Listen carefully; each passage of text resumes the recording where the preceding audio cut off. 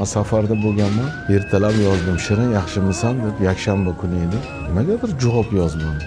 Cho'ta Shirinni mazasi bo'lmayapti deb opalarim o'sha yerda edi. Ko'zim oldidan o'sha kino lentada tezlik bilan o'tadi. Bir ko'ngildan ko'rishganmiz shu ko'maga tushib qolishidan. Soppa sog'lom odam edi, hech qachon bilintirmagan u og'rig'i boshqasi.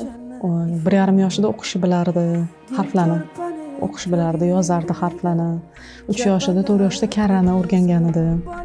Balon o'qiydi, o'ndirib qizdida.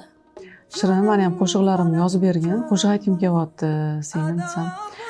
Bo'ldi, Guljon opa keling dedi. Shunaqa erkalanib, bir chiroyli gapirardi. Umuman opalariga o'xshamasdi u. Qo'shiq aytib bermasa ham yonimda singil bo'lib yurib bersa bo'ldi edi.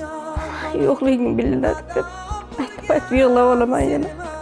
Onajon, qaniydi hozir shunaqa imkoniyat bo'lsa, qo'limdan kelsa qaniydi men sizni olib borib singlimni siz bilan yuzlashtirib kelsam, diydor ko'rishib.